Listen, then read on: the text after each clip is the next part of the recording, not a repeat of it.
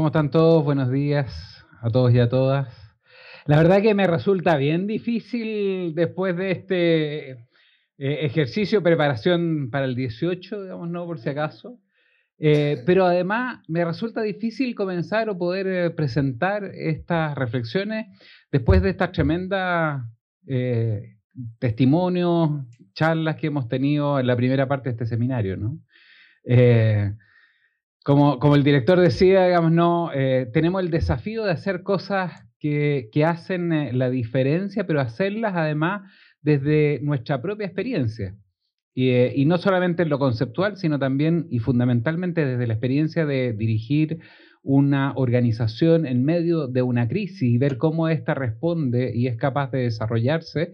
Eso es lo que en definitiva, ¿cierto? No, a mí me parece lo más valioso. Y por otro lado, la experiencia del Everest y la relación con el proceso de forja me dejó la cabeza, digamos, no, en otra parte, digamos. Así que me tinca que voy a salir a hacer un curso de forja también. Entonces, lo que quiero presentarles hoy día es un poquito algo de teoría, sobre todo porque me parece muy interesante, que me voy a repetir, digamos, no, así que no nos habíamos puesto de acuerdo, pero de repente hay algunos conceptos que vale la pena volver a revisar, pero quiero tratar de hacer una reflexión sobre la idea de la resiliencia individual, que es clave para poder generar y entender qué significa este proceso, y la resiliencia de las organizaciones, que me parece que tiene algún desafío levemente distinto. Entonces, lo primero es invitarlos a pensar un pelito, en lo personal, si acaso ustedes conocen a una persona que haya sido resiliente en la vida, ¿sí? En general podemos traer rápido a la memoria a alguien, ¿cierto?, que ha sido capaz de enfrentar, de desarrollar ciertas capacidades para poder afrontar lo que ha vivido. Y la pregunta más central que a mí me gustaría tratar de responder aquí es: ¿cómo aprenden las personas a ser resilientes? ¿Sí? Porque es cierto que hay unos pocos que biológicamente traen una cierta dotación, voy a decir así, que les permite un carácter, ¿sí?, un temperamento, para ser más preciso, que les permite afrontar las condiciones de riesgo. Pero la gran mayoría de nosotros, si no todos, aprendemos a ser resilientes en contextos donde nuestros primeros formadores son claves. ¿Sí? La resiliencia no es algo así que aparezca naturalmente, se forman las relaciones.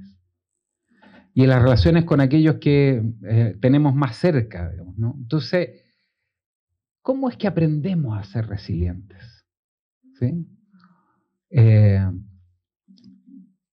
Y les quiero dejar ahí, ¿sí? Solo pensando, porque me parece que por ahí, si nosotros aprendemos de la gente que es resiliente y aprendemos de cómo podemos llegar a hacerlo, tal vez podríamos tener programas de desarrollo y resiliencia. Ese es el punto, ¿sí? Porque finalmente estamos viviendo un tiempo complicado, un tiempo desafiante, un tiempo que cambia todos los días, un tiempo que es bien incierto, un tiempo que nos genera cierto harto conflicto. Ustedes conocen el concepto del acrónimo VUCA, ¿no? Que el mundo VUCA, ¿sí? ¿Lo han escuchado? Por volátil, incierto, complejo y ambiguo, en sus palabras en inglés, ¿no? Sin embargo, este mundo VUCA es un mundo que ya hace rato que llegó para quedarse. De hecho, el acrónimo fue desarrollado por allá por los años 50 por las fuerzas de inteligencia de los Estados Unidos, para poder tratar de explicar lo que estábamos viviendo en la Guerra Fría, los años 50. Y después se quedó en un cajón porque el mundo empezó a ser más predecible. Como que tratamos o entendimos que el mundo era más o menos estable. Y hace unos 10 años, en distintos contextos, volvió a aparecer el mundo VUCA, volátil, incierto, complejo y ambiguo. Y después llegó la pandemia, y ¿para qué les cuento? Hasta ahí no solamente se nos vino la realidad ahí, sino, como dice otro investigador, se instaló un mundo en que la fragilidad la ansiedad, la incoherencia, lo incomprensible y la falta como de capacidad de predecir lo que iba a pasar es lo que de alguna manera se transformó en lo cotidiano. Entonces cada uno de nosotros tuvo que aprender en este contexto, tiene que aprender en este contexto a ser resiliente. Y por eso es tan importante lo que nos decía temprano el director respecto del origen del concepto, digamos, ¿no? Y efectivamente, en la física mecánica, esta capacidad de formarse, la capacidad de ciertos metales en ciertas condiciones, de deformarse y volver a su capacidad, a su forma original, ¿cierto? Se expresa tal vez de la mejor manera posible en esta estructura que son los resortes. ¿Sí? Pero todo resorte y todo metal tiene también un punto en que pierde la capacidad de ser resiliente. Cuando estamos sometidos continuamente a una fuerza externa que nos tiende a deformar, ¿sí? Lo que empieza a pasar es que nuestra capacidad de volver al estado normal, ¿cierto?, se pierde. Hay un punto, un límite, donde nosotros podemos esperar estar allí.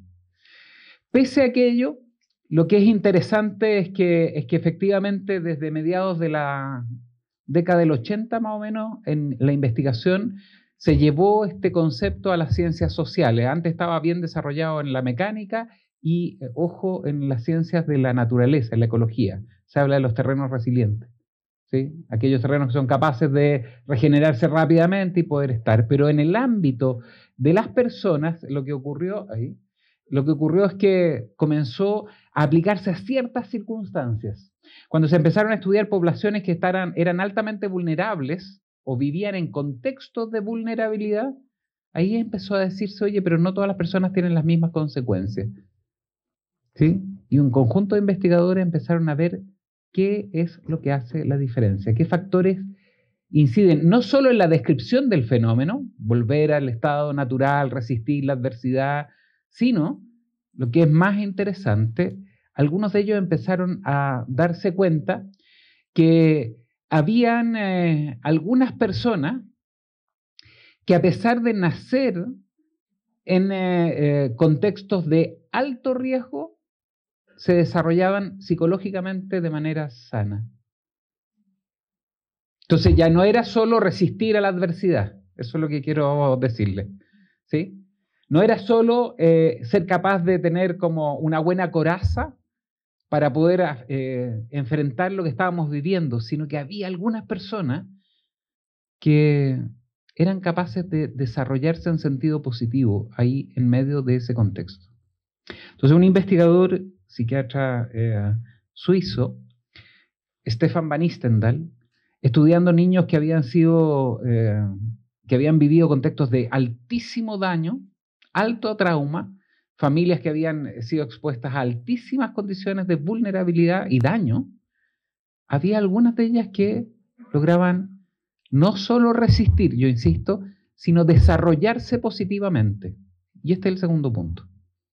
La resiliencia aplicada a las personas no se trata solo de tener coraza para poder hacerle frente a la adversidad, sino que se trata de ser capaz de, incluso en medio de la adversidad, crecer y desarrollarnos positivamente.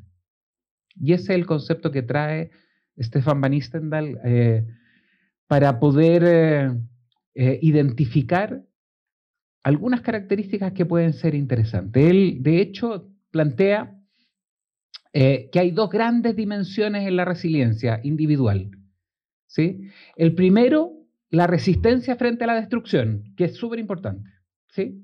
Necesitamos ser capaces de ser fuertes, tener fortaleza, desarrollar lo que alguna tradición en la psicología llama las fortalezas del carácter, que nos permite afrontar, ¿cierto?, la amenaza y poder sostener nuestra capacidad de mantenernos íntegros en medio de esa amenaza. ¿Sí? Pero la otra dimensión, que es la que a mí me parece todavía más interesante aún, tiene que ver con la capacidad para construir comportamientos vitales propositivos. Y, y aquí yo pienso en todos aquellos de los que están en esta sala y a todos aquellos que conocimos, particularmente en estos tiempos complejos que acabamos de vivir en medio de la pandemia, que fueron capaces de desarrollar conductas, comportamientos excepcionales. No solamente hacer bien la pega, ¿sí? Sino que lograr afrontar contextos extraordinarios y desarrollar unas capacidades increíbles, que no tiene que ver solo con la capacidad de adaptación. Esto es el punto. La capacidad de adaptación es como que, ok, nos adaptamos, nos adecuamos, somos capaces de aprender a movernos en la situación que estamos viviendo. Pero no basta con eso hoy día. Necesitamos algo más. Necesitamos ser capaces efectivamente de lograr resultados pese al riesgo, al peligro o al estrés. ¿O acaso no fue aquello que vivieron en el Everest? Pese a ese contexto, ¿sí? Son capaces de lograr resultados. Y para eso las actitudes fueron claves, ¿sí? Mantener las competencias bajo amenaza. Una de las cosas que ustedes saben ha estado ocurriendo es que los sistemas educacionales, los sistemas organizacionales hemos estado incorporando crecientemente el desarrollo de competencias, capacidades, habilidades para poder enfrentar nuestros puestos de trabajo, ¿sí? Y competencias que no solo son técnicas, sino que están dentro de todo el ámbito que llamamos, el director decía, competencias blandas. Parece que no fue un buen alumno, digamos, ¿no? Porque cuando hablamos de competencias blandas, yo digo esto se parece como a la gelatina, ¿no? Es como una cosa media así, como blandengue. ¿Y cuán difícil es desarrollar estas competencias en las personas o en nosotros mismos? Entonces, solicitud, nunca más, por favor, competencias blandas. Saquémosla del vocabulario. Se llaman, hoy día, esas competencias se llaman competencias directivas, ¿sí? Y en inglés tienen otros nombres que son más rimbombantes, digamos, las core skills, competencias para la efectividad organizacional y relacional. Core skill. O power skills, competencias poderosas que nos permiten ser exitosos en contextos diferentes. Cuando somos capaces de desarrollar nuestra competencia bajo la amenaza, no estamos solo hablando de que ya hemos incorporado bien la habilidad, sino que somos capaces de desarrollar la potencialidad de esta en ese contexto. Y eso hace y caracteriza a las personas resilientes. Pero también, ¿cierto?, algo bien complejo que tiene que ver con reponernos del trauma. Parte de lo que estamos viviendo hoy día como sociedad en el mundo, no solo en Chile, tiene que ver con el tremendo impacto que la salud mental tuvo el tiempo previo que vivimos, ¿sí? La reacción postraumática, ¿sí? La cantidad de gente que fue capaz de resistir la adversidad durante 2 años y más, ¿sí? Y que hoy día como que uno empieza a sentir que suelta la esponja, ¿sí? Todo el tema del aumento de los problemas de salud mental, paradojalmente decimos salud mental cuando se trata de enfermedades o de sintomatología que tiene que ver con la emocionalidad, con los estados de ánimo, con la capacidad de pensar, etc. Lo que estamos viviendo hoy día tiene un poquito que ver con eso. Porque no se trata solo de afrontar, de resistir lo que vivimos en un tiempo, sino que se trata de hacernos cargo de que eso también tiene consecuencias en nosotros. Y por tanto tenemos que trabajar de una manera diferente, ¿sí? Y por eso era tan importante lo que Natacha nos hacía, digamos, ¿no? Que era traer de nuevo y de vuelta nuestro cuerpo, que tiene memorias, ¿sí? Y que a pesar de que estemos, ¿sí?, en mi caso, encorbatados, uso poca corbata, pero vine con corbata por este evento que me parece que era importante. O a pesar de que seamos muy formales, con poquito movimiento de cadera, ¿sí?, rápido uno se suelta, ¿sí? Y el ambiente cambia, ¿sí? Porque somos capaces de traer no solo la memoria del trauma, sino también de aquello que nos permitió enfrentar el trauma, ¿sí? Entonces, Cuando hablamos de resiliencia individual, estamos hablando de estas dos dimensiones, ¿sí? No solo resistencia ante la eventual destrucción, la amenaza, el peligro, lo que sea, sino también capacidad de construir, de desarrollarnos positivamente, de poder maximizar nuestras habilidades. ¿Y por qué me gusta tanto Van Istendal? Porque trae una imagen, una metáfora que yo creo que es fácil de reconocer y más fácil de usar. Él habla de la casita de la resiliencia. De la casita de la resiliencia. Y mírenla. Toda persona que va a desarrollar resiliencia necesita tener en la base donde va a construir su casa, su identidad, voy a decirlo así, necesita tener un mínimo de satisfacción de sus necesidades básicas. O sea, si no tengo resuelto, por ejemplo, las condiciones de salud, ¿sabe qué? No me piden ser resiliente. Pues necesito tener mínimamente resueltas mis necesidades básicas. Si tengo hambre, si no puedo satisfacer esas necesidades, es re difícil construir nada. Entonces, primero, un mínimo de experiencia de satisfacción de necesidades básicas. Y sobre eso, fíjense, los fundamentos, los cimientos de la casa, tiene que ver con esta idea tan temprana en la historia de la humanidad y en la historia de cada uno de nosotros, que es si vivimos en un contexto donde nos aceptaron positivamente, incondicionalmente. ¿Sí? Aunque a uno le dan ganas de cambiar a los hijos por planta. Nosotros tenemos 4, ¿eh? Y nos reíamos el otro día porque el tercero de los míos se acaba de ir, ayer de hecho, a Suiza. Se va a hacer un estudio por varios años, y mi señora compró plantas para reemplazarlo, digamos, ¿no? Y nos recordábamos que cuando eran chicos, en algún momento con los 4, ¿sí? Muy seguido, era un desafío grande y por fuera del departamento pasaba alguien ofreciendo cambiar ropa por plantas. Y nos daban unas ganas. Pero no lo compartíamos hasta que de repente lo dijimos mutuamente y nos relajamos porque entendimos que era normal que a veces quisiéramos cambiar a los niños por plantas. Bueno, pero indistintamente de eso, si nosotros no aceptamos incondicionalmente y de manera positiva, ¿cierto?, a la persona, está re difícil pedirle conducta resiliente. Porque eso es lo que nos ocurre cuando vivimos espacios de apego seguro. ¿Sí? La seguridad psicológica en el trabajo y en las organizaciones tiene que ver también con eso, con que aceptamos que somos distintos. ¿Sí? Tú nos lo decías, digamos, ¿no? En el equipo, las diferencias, ¿sí?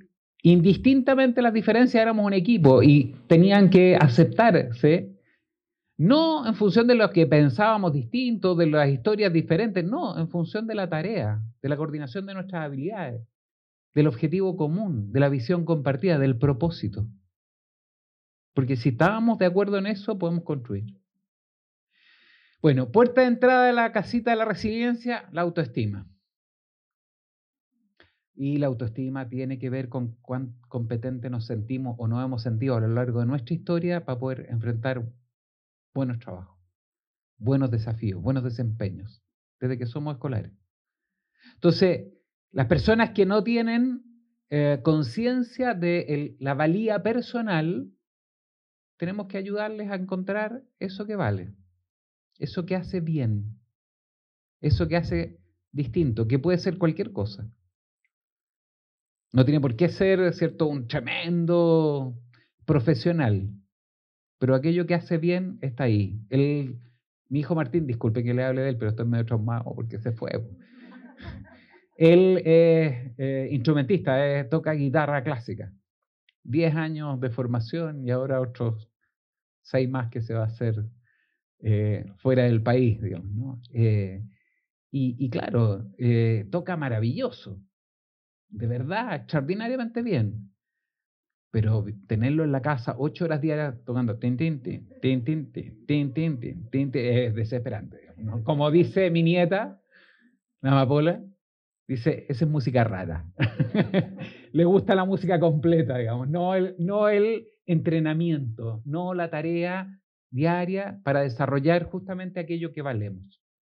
El primer piso de nuestra casita son los vínculos, las redes sociales. No las redes sociales, Twitter y esa, no. Estamos hablando de los vínculos, de la capacidad que uno tiene de conectar con otros, de la red social más básica que tenemos. Y esto está súper demostrado por la investigación. Mientras más amplia es nuestra red social, más probabilidades tenemos de tener salud mental. Mientras más amplia, no es solo tener pocos amigos, pero de buena calidad. Como todo en la vida, ¿sí?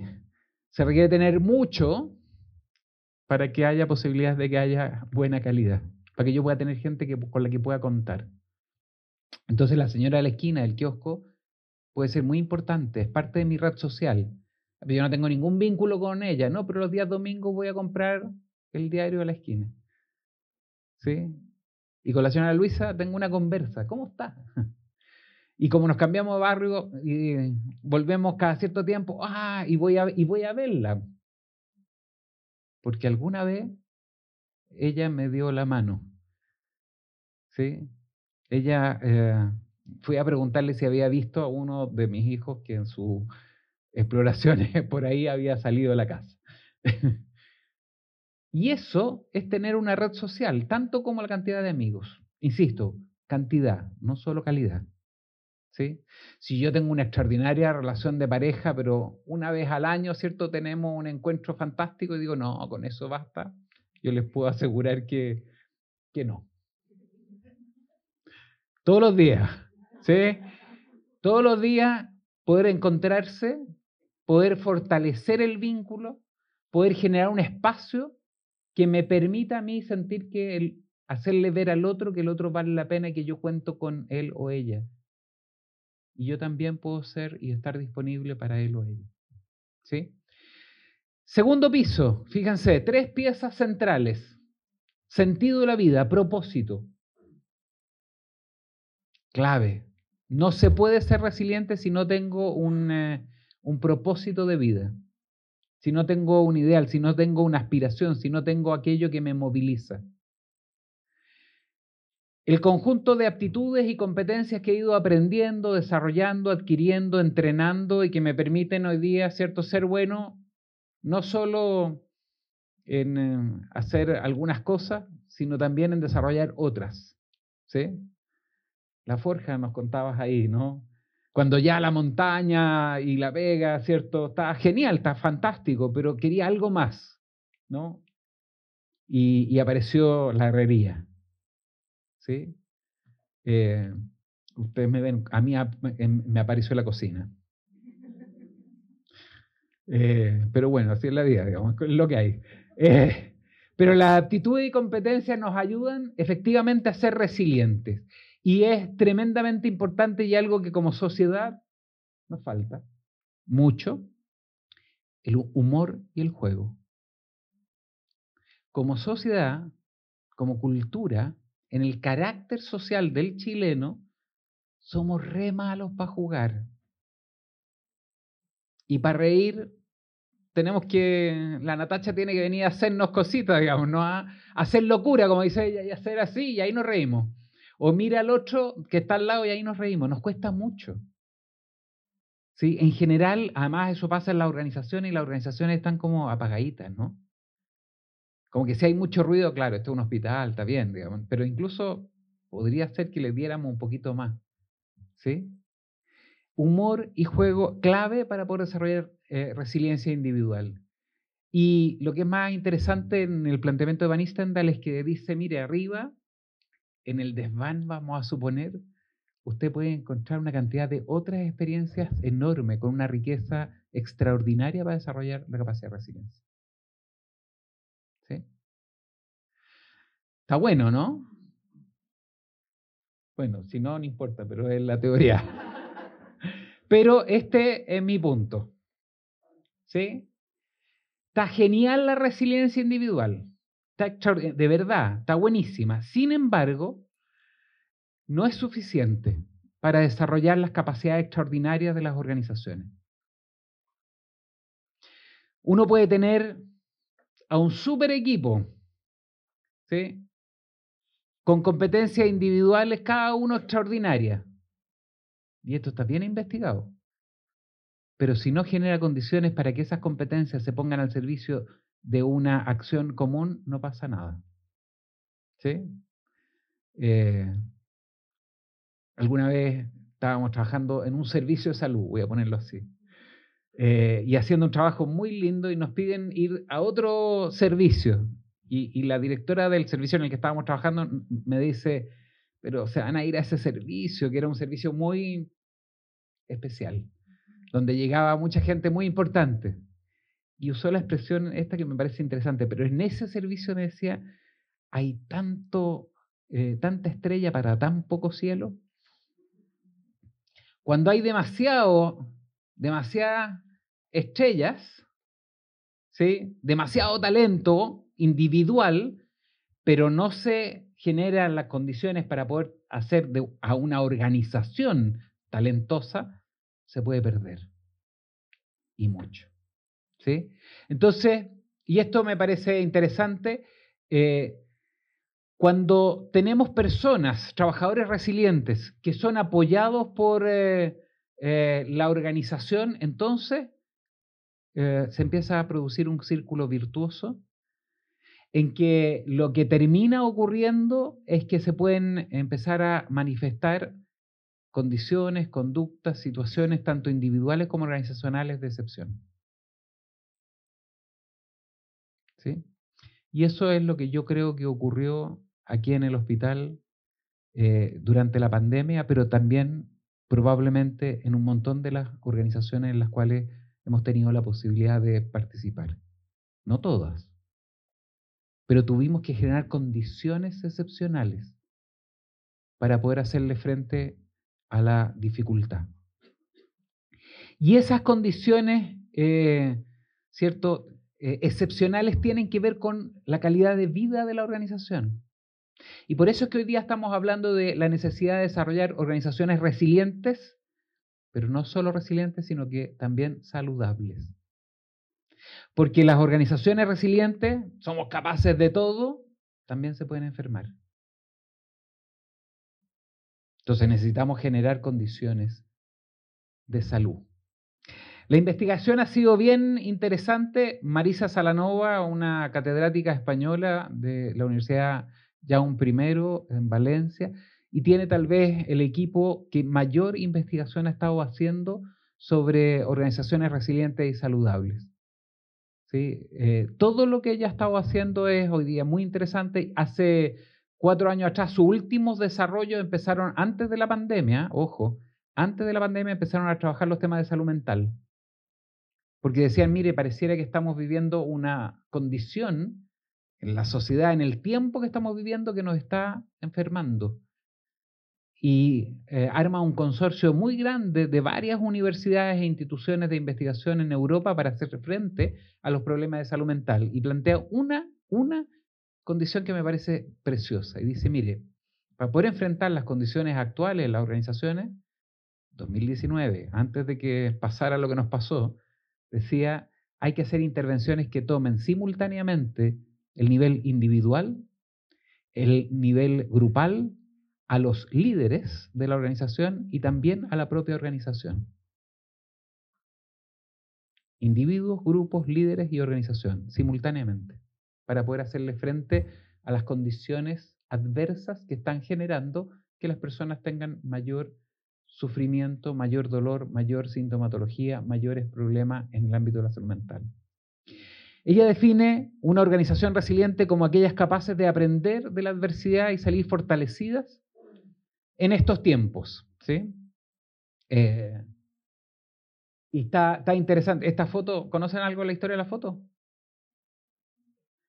Los niños que entran a pabellón, ¿sí?, ¿sí?, entran en un autito. ¿Sí? Como la historia de la superfórmula, hace algunos años atrás, en un hospital de Brasil, en que niños, pacientes oncológicos con problemas serios, empiezan a usar a identificar cuál es su héroe favorito y le ponen unos portafórmulas para que los niños estén siendo tratados con la super fórmula de su héroe o heroína favorita.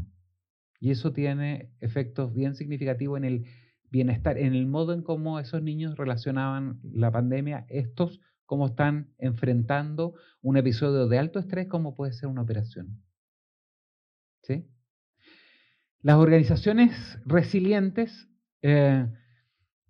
pueden de alguna manera tener estas dos mismas preguntas y también nos podrían ayudar a nosotros. ¿Conocemos alguna organización resiliente? Por ejemplo, ¿no? Y si es así, preguntémonos, ¿qué hizo que llegara a ser resiliente? Porque esto no es casualidad. Esto no es una cosa azarosa. Como las personas, también es necesario generar condiciones para el desarrollo de organizaciones resilientes. Hay que trabajar para ello. ¿Sí? Si uno toma las organizaciones que fueron exitosas o no en la pandemia, en enfrentar lo que estaban desarrollando, uno puede ver que ahí es donde hicieron la diferencia. De la noche a la mañana no puedes transformarte en una organización que le pida respuesta extraordinaria a tu gente si es que antes no has generado condiciones básicas de trabajo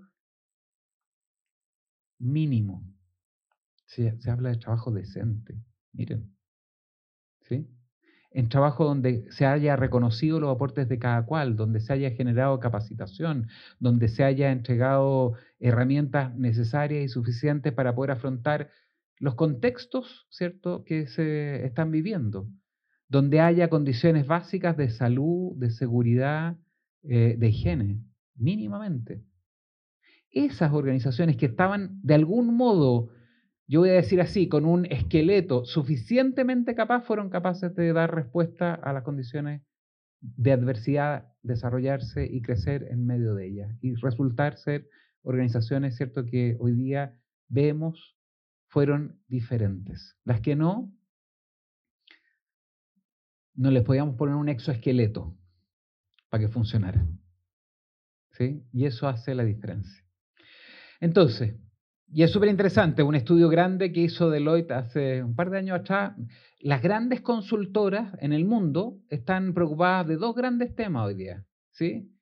Uno es el tema del propósito. Las organizaciones necesitan desarrollar propósitos. ¿Sí? Si uno lee, ¿sí?, las grandes discusiones están volviendo a decir, oiga, parece que en algún momento perdimos el rumbo, propósito. Y el segundo gran tema de las grandes consultoras en el mundo, resiliencia. Y fíjense cómo este estudio plantea estas características, ¿no? Una organización resiliente son organizaciones preparadas. ¿Sí? ¿Cuánto tiempo llevó preparar esos 60 y tantos días que estuvieron allá? No se puede ir de la noche a la mañana.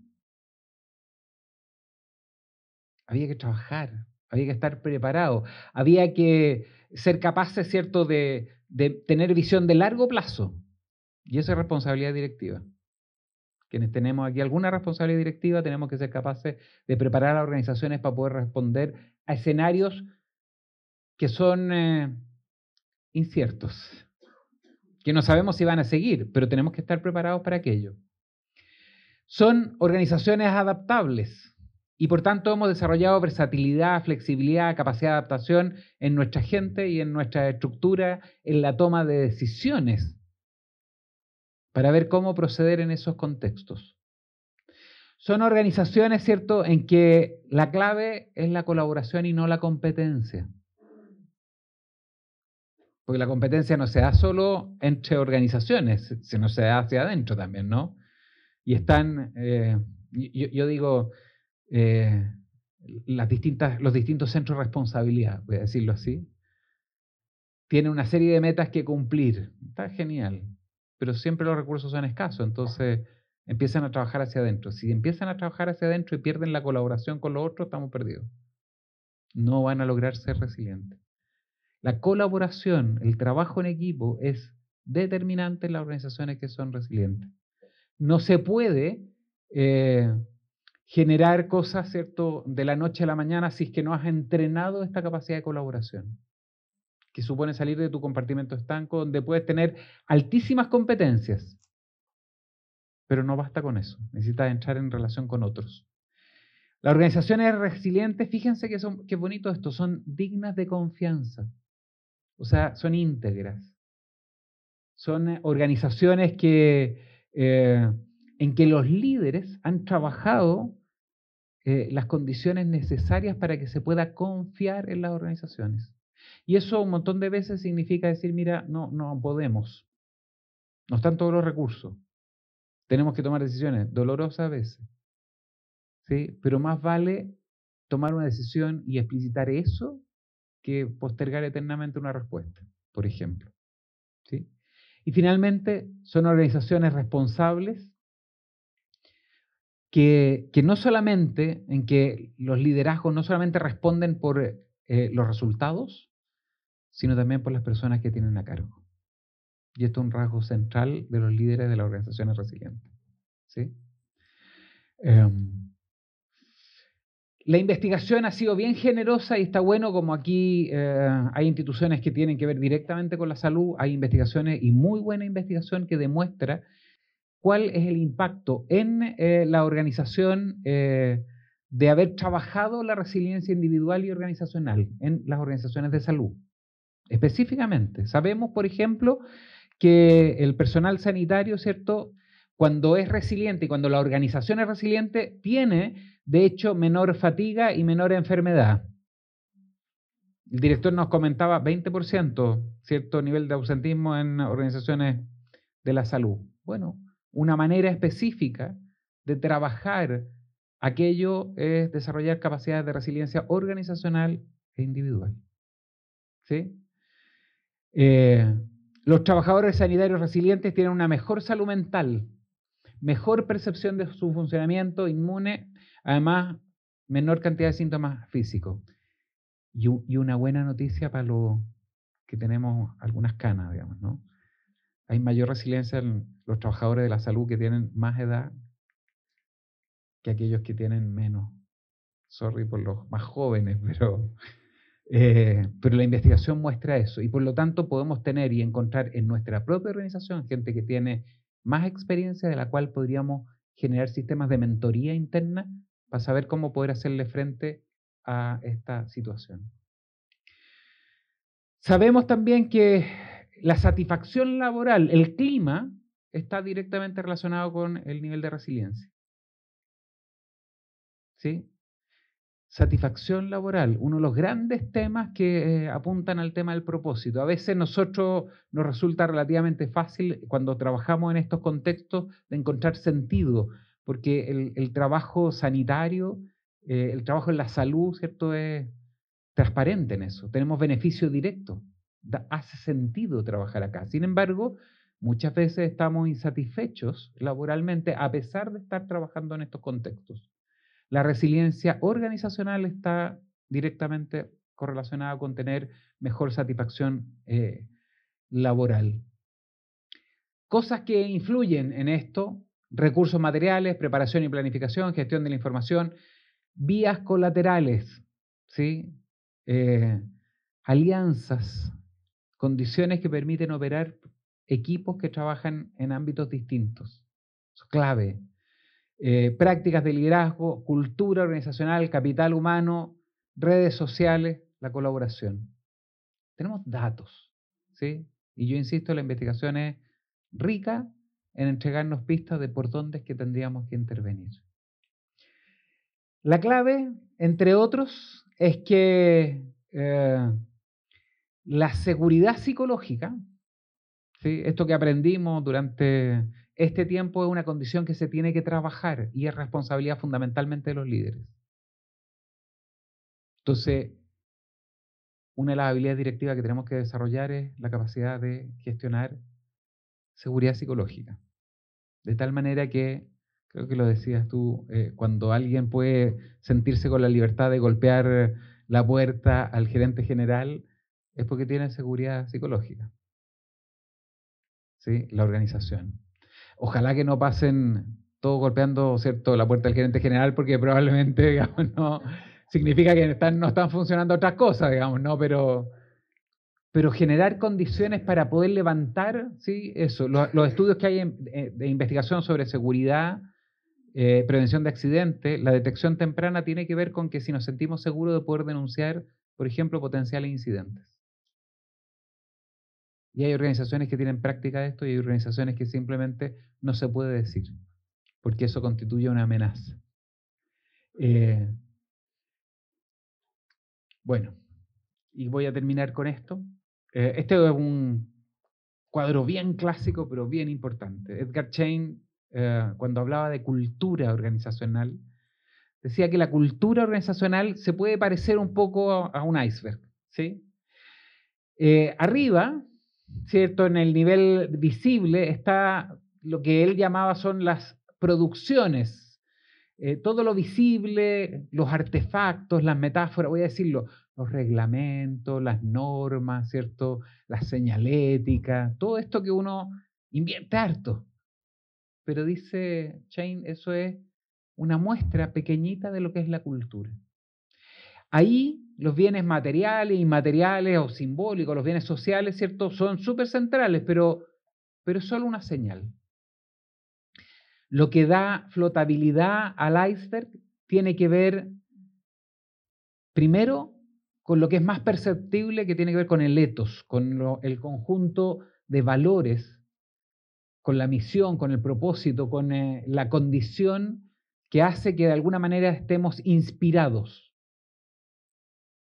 y que podamos transmitir a los demás la necesidad de construir visión compartida. ¿Sí? Pero ese es el punto. Lo que está en el trasfondo es todavía más complejo, sin embargo es allí donde está la verdadera cultura. La cultura está en lo que llama él las presunciones subyacentes, las creencias, la naturaleza de las relaciones sociales, la naturaleza de la organización, todo aquello que nos define identitariamente. La resiliencia organizacional no es una estrategia táctica. No vamos a andar buscando sacarnos premios para eso. ¿Sí?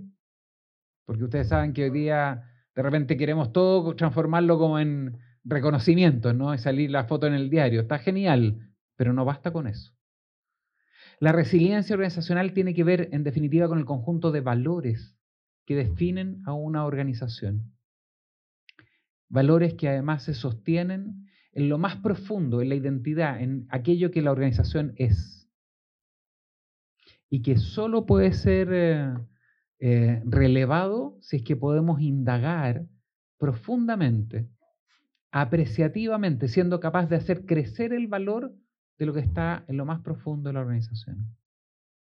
Entonces, la tarea de construir organizaciones saludables y resilientes pasa, yo creo que por dos cosas fundamentales hoy día. Primero, por reconocer lo que hemos hecho bien. Ser capaz de identificar, ¿cierto?, en nuestras prácticas, en nuestros valores, en las interacciones que tenemos, todo el conjunto de cosas que le dan vida a la organización, aquello que le ha dado aliento hasta hoy. ¿Sí? Pero no basta con eso.